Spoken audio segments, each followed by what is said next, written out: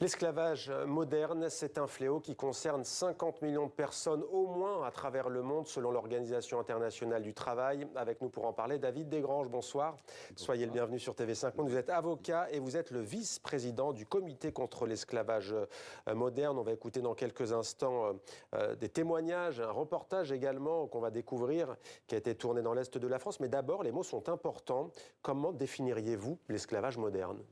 Écoutez, tout simplement comme la loi elle-même le définit, c'est-à-dire la réification, la chosification de la personne humaine, c'est-à-dire attribuer à une personne humaine les caractéristiques du droit de propriété.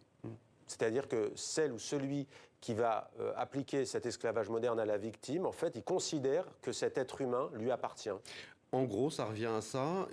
Ça n'est pas par vice, hein, ne pensez pas ça. Il y a peut-être quelques perversions parfois chez des exploiteurs, mais avant tout, le but, c'est du profit, c'est de tirer du profit. Et d'ailleurs, les chiffres de l'OIT qui viennent de sortir sont tout à fait édifiants parce que il s'agit de faire, de tirer de l'argent de ces exploitations. Et on va les donner, ces chiffres, tout à l'heure. On verra pourquoi c'est inquiétant et qu'ils sont en augmentation ces dernières années. Je vous propose d'écouter sans plus attendre un témoignage que vous avez recueilli. On va voir quel est le cœur de votre travail, mais c'est d'abord de recueillir la parole, de raconter une histoire de ce qu'a vécu par exemple Salimata. Elle est ivoirienne, elle est arrivée un jour en France. Elle nous livre son récit sur sa vie, son exploitation, son parcours.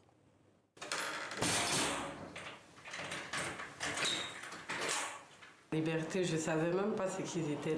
Le mot liberté, je ne connaissais pas avant. Je vais être bien libre comme un oiseau, parce qu'un oiseau, il est libre de faire tout ce qu'il veut. Il n'a pas besoin d'avis de quelqu'un. Il ne demande pas à quelqu'un, il fait ce qu'il veut. Je veux être comme un oiseau, libre comme un oiseau, dans l'air. L'esclavage, pour moi, c'est des gens qui prennent des gens depuis toute petite. Ils te disent de tout faire à la maison.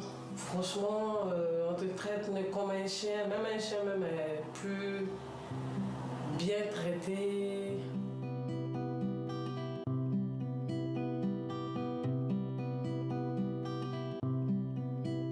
Quand je suis arrivée à Paris, chez la dame où je suis arrivée, pour moi, elle allait bien me traiter parce que je me disais, on est en Europe. Pour moi, je suis venue en Europe. La dame, voilà, elle m'a dit de ne pas regarder au dehors. Parce que si on me voit, ils vont appeler la police, ils vont m'enfermer, ils vont m'amener en Afrique. Elle m'a dit de toujours rester dans la maison, de ne pas parler à quelqu'un. Une journée, c'était comme passer 10 ans là-bas. Je dormais dans la cuisine, je mangeais après tout le monde. Je me couchais à 3 h du matin. Et je me réveillais tôt pour faire le déjeuner de la dame parce qu'elle partait au travail. Elle prenait le train de 5h30.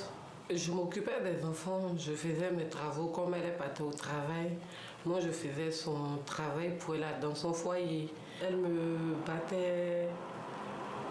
Souvent, elle prenait la ceinture pour me fouetter avec. Elle me battait, elle m'insultait, elle me traitait de tout. Voilà, la servitude, la violence aussi qu'a subi cette jeune femme. Ce qui est assez édifiant, c'est qu'elle dit à un moment donné, je ne savais même pas l'adresse et je ne connaissais même pas les noms en fait de cette famille, de cette dame en tout cas qui l'exploitait. Oui, absolument. Alors ça fait partie des caractéristiques de l'exploitation et notamment de l'exploitation par le travail. Il s'agit de soumettre la personne en réalité. Il faut qu'elle soit dominée et moins elle a d'accès à l'information. Très souvent, elle est privée de ses papiers d'identité, elle est isolée de son monde culturel. On lui dit que comme elle n'a pas de papier, elle va être appréhendée par la police. Donc il y a tout un système de menaces, de brimades. On la met dans une situation où elle n'a pas d'échappatoire. Et on a eu des gens, en effet, c'est pas la première fois, ce témoignage est édifiant, mais moi j'ai eu un autre témoignage où la personne qui était exploitée en Normandie ne savait même pas où elle était. Elle ne savait pas qu'elle était en France, elle ne savait pas qu'elle était en Normandie.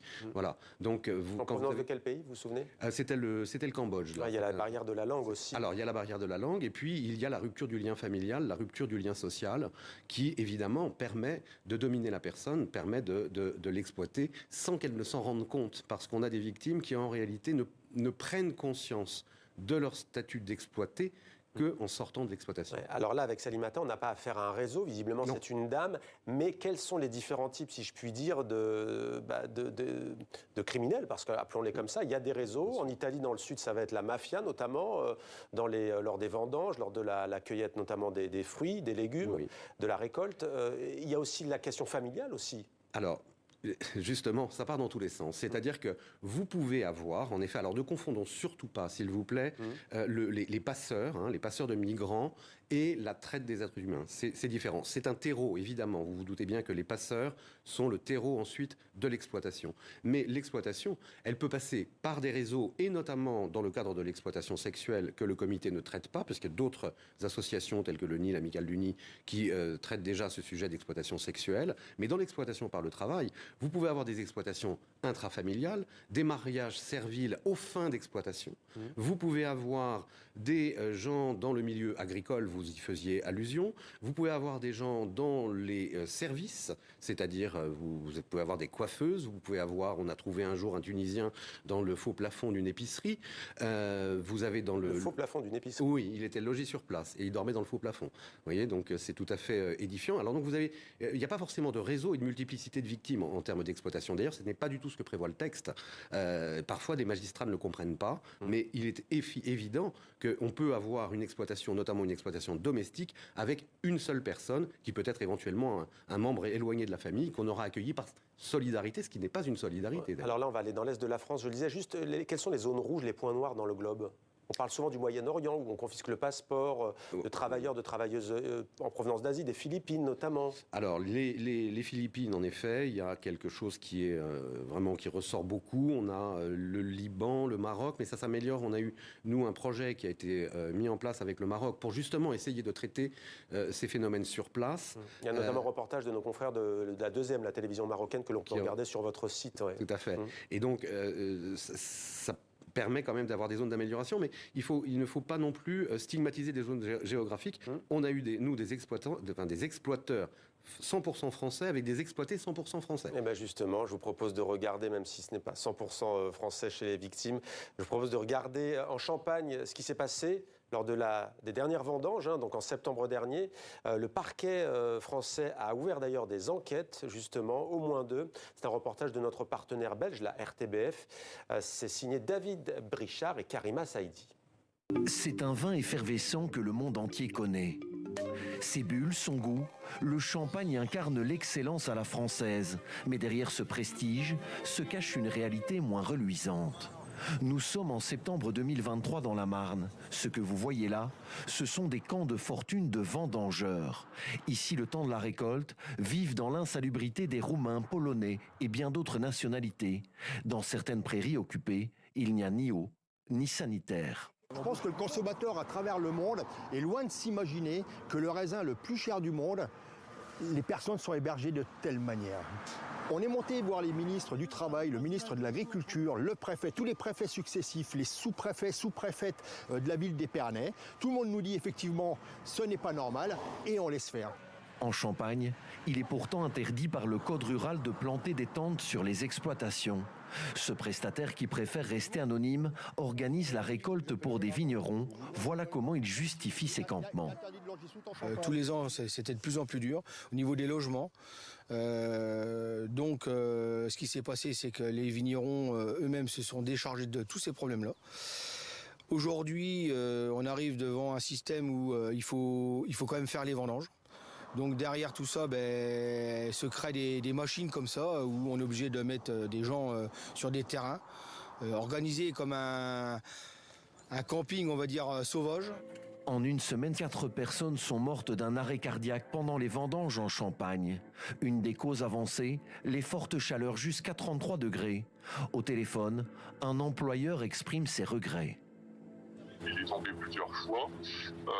La troisième fois, il s'est pas relevé. On a tout de suite appelé les pompiers. Le corps était à 42 degrés en température. J'ai des regrets parce qu'on aurait su, on les aurait obligés à s'arrêter à 15 heures.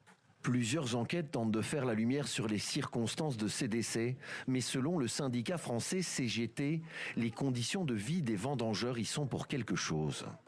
115 jours dans une tente avec chaud, froid, il n'y a pas d'eau courante, boire dans un bidon, chaud, froid, on n'a pas de frigo, on n'a strictement rien. Vous pensez qu'au bout du 5e jour, vous êtes encore frais et dispo? Qu'à 5 heures du matin, vous allez vous lever, vous allez aller dans les vignes, sous 30 degrés, 40 degrés? J'y crois pas. Les vendanges sont à présent terminées, mais des voix s'élèvent pour empêcher ce qui est considéré par beaucoup comme de l'esclavage moderne. Certains vendangeurs, notamment des sans-papiers, n'ont signé aucun contrat et pourtant ont travaillé ici plus de 10 heures par jour pour de faibles salaires. David Desgranges, une affaire que vous connaissez bien, vous êtes impliqué dans cette affaire. Alors le comité y est impliqué, moi je ne suis pas l'avocat personnellement de ce dossier-là, mais ce n'est pas malheureusement le premier dossier que l'on a à traiter. Il y a déjà eu un dossier qui a été traité à Reims, qui était un dossier collectif, exactement du même type. Le gouvernement français est-il sensible à cette question?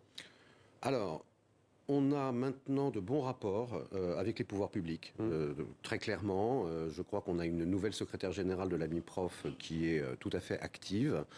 Donc, bien sûr, on est en... Mais c'est pas tellement, je serais tenté de dire, c'est pas tellement le gouvernement là qui est en cause, parce que la loi est désormais, depuis 2013, la loi en France est conforme à ses obligations internationales, notamment au regard du droit européen. Maintenant, ce qu'il faut, c'est une prise de conscience au niveau des forces de police, de gendarmerie et au niveau des magistrats. Il faut que les poursuites soient engagées, que les enquêtes soient diligentées et qu'on ne focalise pas uniquement sur l'exploitation sexuelle, qui est quelque chose de tout à fait monstrueux et qui constitue le gros des troupes, on va dire, mais en revanche, il ne faut surtout pas négliger l'exploitation par le travail qui, là, passe complètement sous les radars. En réalité, notre devise, c'est « rendons visible l'invisible », précisément parce que ça se passe dans un huis clos très souvent. Et vous parliez tout à l'heure des chiffres, ils atteignent des sommes vertigineuses, 217 milliards d'euros annuellement, selon un rapport de l'Organisation internationale du travail, chiffre en augmentation depuis 10 ans, c'est l'équivalent du PIB, du produit intérieur brut, de pays comme la Lettonie, la Croatie. Ça dépasse même des géants comme Microsoft ou Samsung. Vous l'avez dit, l'exploitation sexuelle, c'est de loin la forme de travail forcé qui rapporte le plus de profit. Concrètement, à l'échelle mondiale, est-ce que des organisations comme l'ONU prennent ce problème à bras-le-corps? Alors, l'ONU, l'ONU est relativement active. Ils ont des structures, mais vous savez, De Gaulle parlait du machin, et en effet, c'est quand même une énorme machine. Il y a notamment des réformes comme au Qatar sur ce qu'on appelle la kefaya. Mais bon, il y a encore des progrès à faire sur ce sujet. Bon, il ne faut pas non plus focaliser uniquement sur les pays du Golfe, même si jamais ils sont de gros pourvoyeurs de victimes, parce que ça se passe réellement un petit peu partout dans le monde. Vous parliez des chiffres de l'OIT, ils sont quand même assez intéressants, puisqu'on a quand même une augmentation de 37%, c'est ce que nous dit l'OIT, de 37% des profits en 10 ans. À ce rythme-là, ça va être exponentiel. À un moment donné, il faut quand même réagir. Et sur les chiffres de l'OIT, on nous disait que les profits étaient de 27 000 $ par victime pour une traite d'exploitation sexuelle et de 3 000 $ par victime pour une traite d'exploitation par le travail. Et nous, en France, nos chiffres CCEM, nos chiffres maison, nous font monter en exploitation par le travail, non pas à 3 000, mais à 8 126 euros. Donc on est quand même sur des chiffres qui ne sont pas les mêmes. Alors évidemment, la France est un pays développé qui est en euros, pas en dollars. Donc voilà, c'est un petit peu l'explication. Mais ces chiffres, il faut aussi, ils sont très importants. Mais il y a quand même une petite critique, tant au niveau des chiffres de l'OIT que de nos chiffres à nous. C'est une prise uniquement en considération de la perte de salaire, du salaire qui n'est pas versé, de l'économie de salaire. Or, ça va beaucoup plus loin.